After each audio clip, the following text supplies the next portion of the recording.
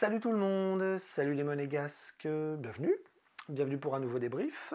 Alors aujourd'hui on va parler encore d'une semaine lourde, chargée, avec l'enchaînement de 2 matchs, puisque la Ligue des Champions a repris, on se dirige un petit peu vers la fin.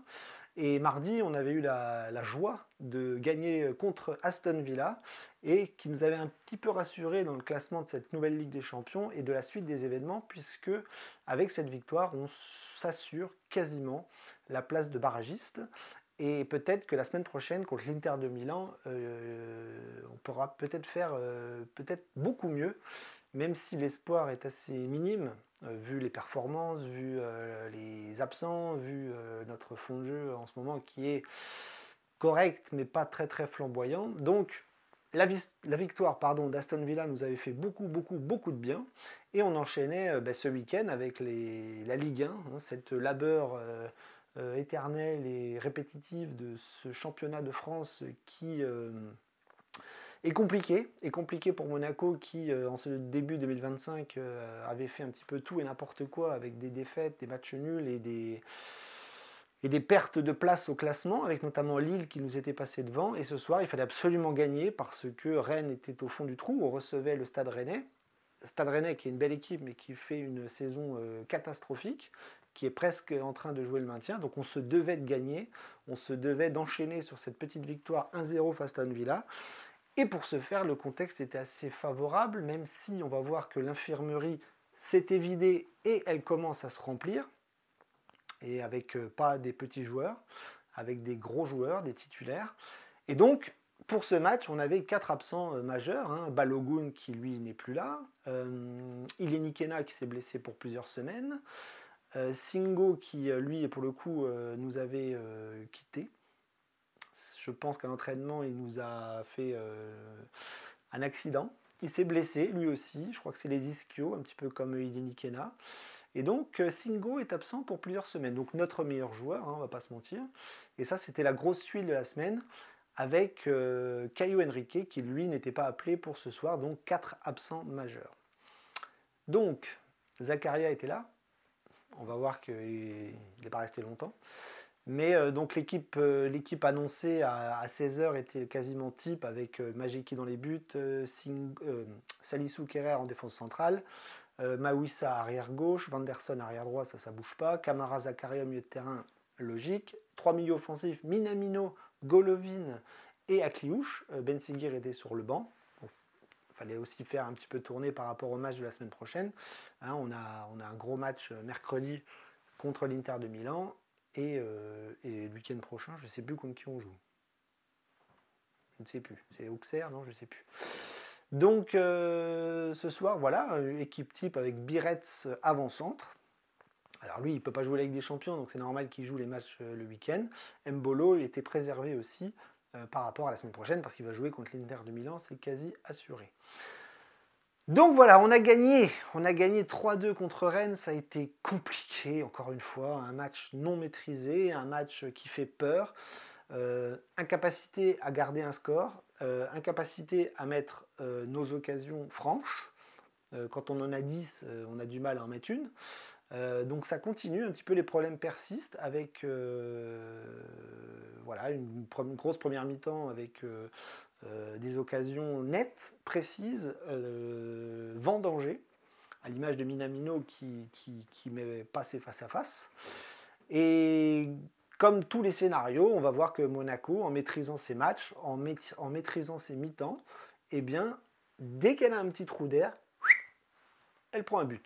Voilà, donc ça n'a pas loupé. Donc cette première mi-temps, comme je vous l'ai dit, on a bien entamé la rencontre. Bonne initiative, bonne mentalité, philosophie d'Adi Hutter bien mise en place, avec un jeu vers l'avant, beaucoup d'attaques, beaucoup d'engagement, des occasions nettes et on ne les met pas. Donc Minamino qui est un face-à-face, un petit peu comme Akliouche a eu contre Aston Villa, il bute sur le gardien.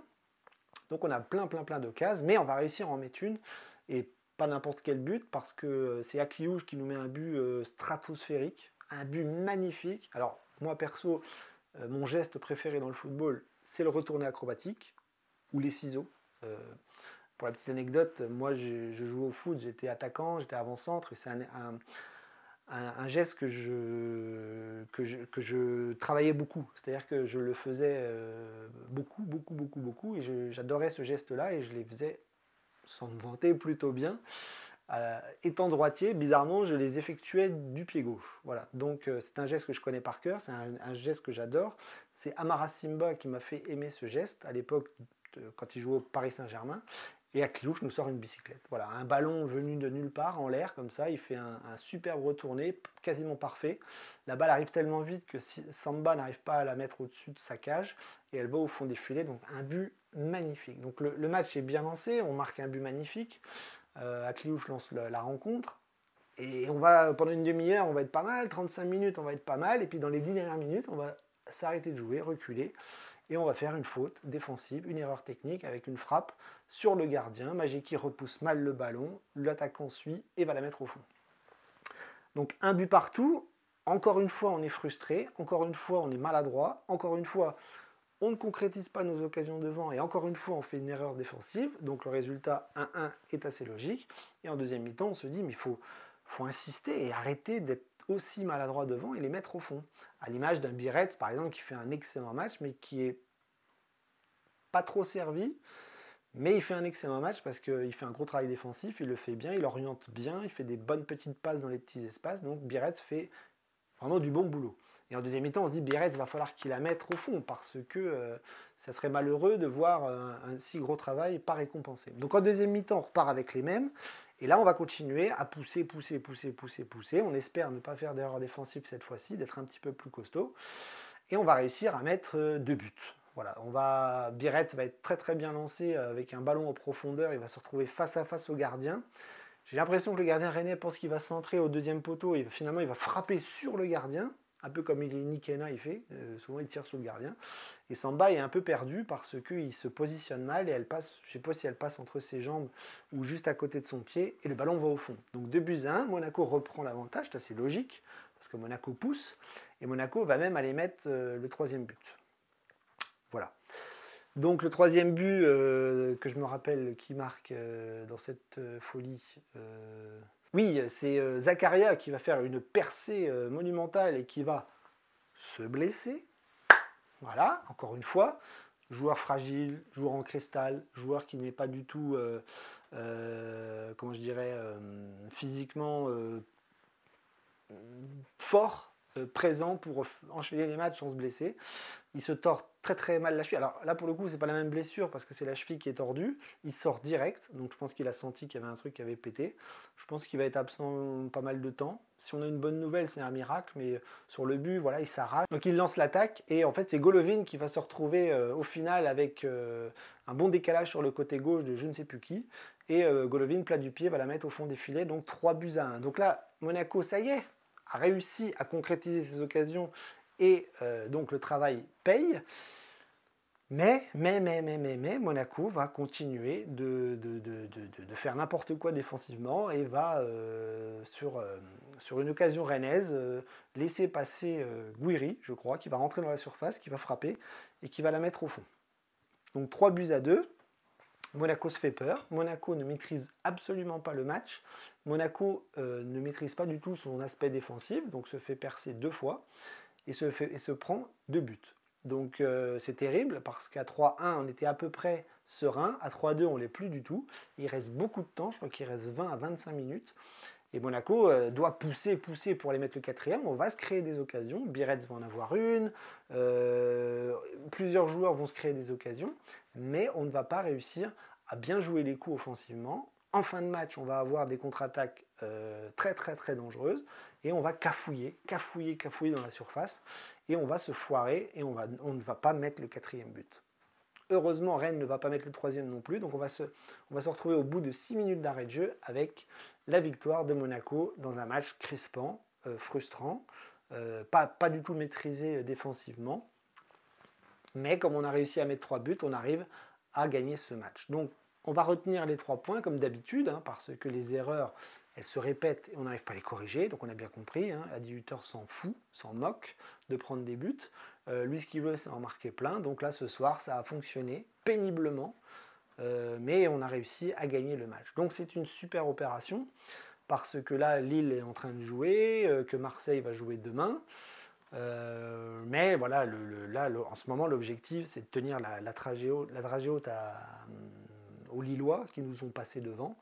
Et puis nous, il faut qu'on arrive à enchaîner Coupe d'Europe et championnat dans cette période difficile et dans cette période compliquée aussi au niveau effectif, parce que si on a perdu Zakaria, ça nous fait revenir à il y a quelques semaines avec nos meilleurs joueurs absents. Singo, Zakaria. Donc si Zakaria a la cheville pétée, il y en a pour des semaines, voire des mois. Et le mercato bouge un petit peu et on nous annonce le petit Parisien de Francfort, hein, Mbimbe, voilà, qui va arriver à Monaco, qui lui a un poste un peu bâtard parce qu'on a du mal à savoir s'il est milieu droit, milieu central, milieu gauche. Certains parlent même d'arrière droit. Moi, effectivement, du peu que j'ai vu et de la fiche du joueur et de ses vidéos que j'ai pu regarder ici et là, oui, c'est un milieu de terrain polyvalent qui, je crois, pourra remplacer Zakaria quand il ne sera pas là, voire Camara, voire Magassa si l'hécatombe continue, sachant que Matazo n'est plus là. Diop et Koulibaly, je ne suis pas sûr qu'on les voit beaucoup cette saison. Donc Mbimbe va arriver, on espère que il va arriver, de toute façon la semaine prochaine c'est la dernière semaine avant la fin du mercato d'hiver et on espère qu'il nous apportera satisfaction et qu'il pourra remplacer Zakaria qui est blessé. Et s'il n'est pas blessé, il se blessera, donc je pense qu'un renfort est absolument primordial. Donc c'est pas une recrue qu'on attendait, c'est pas un joueur d'expérience, c'est pas le joueur qu'on voulait, mais bon, voilà, le mercato d'hiver c'est compliqué, les finances c'est compliqué, on s'en contentera. Voilà, donc pour revenir vite fait sur les performances individuelles, moi je trouve que l'homme du match, c'est Akliouche, qui a fait un bon match et qui a mis un but magnifique, sensationnel, qu'on va se passer en boucle pendant des mois, voire des années. Maintenant, dans les buts, Majeki fait une erreur sur le premier but, je suis désolé, il fait une faute de main. Au lieu de la capter, de la garder, il la repousse très mal. Il n'arrive pas à la prendre correctement, donc l'attaquant, lui, a été plus rapide que lui. Donc là, pour le coup, Majeki ne fait pas un bon match, il prend 2 buts. Voilà, je ne l'ai pas trouvé sensationnel, donc c'est comme Keun, hein, c'est des hauts, des bas, des hauts, des bas, des hauts, des bas. Il fait un excellent match mardi, et là, ce soir, il n'est pas top. Défensivement, j'ai pas aimé, puisqu'on a pris le bouillon 2 fois, et que j'ai pas trouvé une assurance défensive du tout. Kerrer Salissou, on voit bien qu'en l'absence de Singo, ça va pas. C'est vraiment une défense gruyère. Salissou est un peu trop lent, Kerrer est un peu trop seul. Et donc je ne suis pas rassuré par cette défense centrale et je ne serai pas rassuré mercredi et je ne serai pas assuré les week-ends prochains tant que Singo sera blessé. Sur les côtés, Mawissa, je ne l'ai pas trouvé très bon non plus. Là, pour le coup, on a un vrai problème sur le poste d'arrière gauche parce que Caio ne fait plus l'affaire. Ouattara fait des erreurs et c'est pas terrible non plus. Mawissa, c'est le moins pire des trois. Donc on a un petit souci sur le poste d'arrière gauche cette année, ça c'est clair et net. On a 3 joueurs, je trouve qu'il n'y en a pas un qui surnage, même si Mawissa est un peu plus, on va dire, physique et on va dire motivé et costaud. Voilà. Côté droit, Vanderson, Vanderson, je sais pas, je trouve qu'il est bon, mais c'est pas pareil, il y a des hauts, il y a des bas, je trouve qu'il défend pas forcément toujours très bien, même si c'est un vrai combattant, un vrai guerrier. Il n'a pas un QI foot très très élevé, mais bon, force est de constater que c'est le meilleur arrière droit qu'on ait. Et quand il n'est pas là, soit vous mettez Diatta qui lui a fini arrière gauche ce soir, soit vous mettez Thésée. Et les latéraux cette année, c'est pas ouf. Milieu de terrain, gros match de Camara, encore une fois. Zakaria, c'était plutôt pas mal, même si sa blessure inquiète. Magassa est rentré, je ne l'ai pas trouvé aussi bon que mercredi. Après, j'ai pas grand chose à dire sur les 3 milieux de terrain qui ont assuré le match aujourd'hui, même si les transitions entre la défense et l'attaque, c'est pas très costaud, quoi. J'espère que Mbimbe arrivera à nous aider un petit peu. Mais les lignes sont cassées beaucoup trop. Enfin, c'est inquiétant, ces pertes de balles et ces espaces qu'on peut laisser défensivement entre la défense, le milieu. C'est vraiment inquiétant, même si je comprends bien que c'est le style d'Hutter et que c'est pratiquement voulu. Mais bon, ça fait peur. Au niveau du trio offensif, j'ai trouvé Minamino combatif, mais très maladroit, notamment dans le dernier geste. C'est son problème, hein. Cette année il n'est pas bon et que dès qu'il doit faire la différence, il ne la fait pas. Il y a une époque où il la faisait, là il ne la fait plus, donc je suis un peu inquiet là-dessus. Après il est un peu comme les autres, hein, c'est-à-dire devant le but, il y a le pied qui tremble, c'est compliqué. Golovin, je ne l'ai pas trouvé extraordinaire non plus, même s'il a marqué un but. Je pense que lui c'est pareil, dès qu'il manque de rythme, ben, il baisse de niveau. Il n'arrive pas à être performant par moment, c'est-à-dire que lui il est bon que quand il joue beaucoup. Et là je trouve qu'il est redescend un petit peu. Donc Golovin moyen plus, Minamino bof, Akliouche c'est lui qui a tout fait. Je trouve qu'il a été excellent sur beaucoup d'aspects. L'aspect défensif, offensif, le but, la passe, l'orientation du jeu, il a été vraiment excellent. Et Biretz qui a été bon. Voilà, il a été maladroit en deuxième mi-temps parce qu'il y a 2-3 occasions qu'il doit mettre au fond. Si c'est un renard, il ne doit pas en avoir 3, il doit en avoir une. Il met un but ce soir, c'est super, je suis très content pour lui, c'est son premier but, il vient d'arriver, il marquait déjà un but, donc c'est cool. Mais il a 2-3 occasions ce soir franches face au gardien qu'il rate. Et ça, c'est pas bon. Ça, c'est pas bon parce qu'en tant que buteur, il ne doit pas avoir 3 occasions pour en mettre une. C'est soit il a une occasion, il en met une, soit il a 3 occasions, il en met 3. Donc attention. Mais il a fait un super match, il s'est dépouillé défensivement, il a super bien orienté le jeu. Un vrai vieux briscard à l'anglaise qui fait que voilà, il cherche la faute, il est combatif jusqu'au bout, il oriente bien, il voit bien le jeu. Non, c'est un bon match de Biretz. La seule chose que je lui reproche, c'est de ne pas en avoir mis plus. Voilà. Mais très bon match. Après, il y a les remplaçants. Diatta est rentré arrière gauche, hallucinant. Magassa est rentré. Ben Seguir est rentré. J'ai pas trouvé sa rentrée très bonne, notamment sur la fin. Qui d'autre est rentré? Thésée est rentré, on l'a pas vu. Et puis je ne sais plus. Voilà. Pas d'entrée fracassante. Si ce n'est voilà, Magassa qui a joué un petit peu plus que les autres. Mais ce soir, on retiendra Akliouche, voilà, qui nous fait un bon match et qui marque un but de fou. Voilà, donc on va conclure là-dessus. On va se concentrer très très vite sur la suite des événements, parce que la semaine prochaine, on a un match de fou furieux. On va à l'Inter de Milan, ça rappellera des vieilles belles grandes affiches européennes de l'AS Monaco. On n'est pas favori. Singo en moins, Zakaria en moins, on est encore moins favori.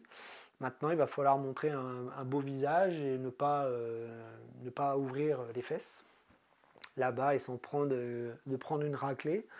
Je ne sais pas comment l'Inter va être motivé pour ce match, s'ils vont faire tourner, s'ils seront dans l'obligation de gagner, je ne crois pas, parce qu'ils sont plutôt haut dans le classement de Ligue des Champions. Donc si l'Inter n'est pas au top, on va peut-être en profiter. Mais je vous dis, sans Singo et Zakaria, il va falloir que les remplaçants fassent le boulot. Et puis si on fait un match nul, c'est super. Si on gagne, c'est formidable. Et puis si on perd, je crois qu'on sera en barrage quand même. Donc pas de panique. C'est pas un match capital. C'est pas un match ultra important. Par contre, c'est une affiche européenne magnifique. Et là, il va falloir en profiter parce que jouer contre l'Inter de Milan dans leur stade, c'est du lourd, c'est du costaud. Donc voilà, après on enchaînera avec le championnat. Je vous dis, je ne sais même plus contre qui on joue, si c'est Auxerre ou je ne sais plus qui. Mais en tout cas, c'est la Ligue 1 qui va être importante la semaine prochaine parce qu'il faut rattraper Lille. Vraiment. Marseille à Nice, j'ai lu que Nice était en plus en sous-effectif parce qu'ils ont plein d'absents. Donc je pense que Marseille va gagner facilement. Donc je vous laisse là-dessus, profitez bien de cette belle semaine avec 2 victoires, 2 victoires à 3 points. Et puis bon, regardez pas trop le fond de jeu parce qu'il y a du bon, mais il y a du moins bon, et le moins bon me fait un peu flipper ces temps-ci. Mais bon, c'est Monaco. Voilà, donc rendez-vous mercredi soir pour le débrief contre l'Inter. Allez, ciao.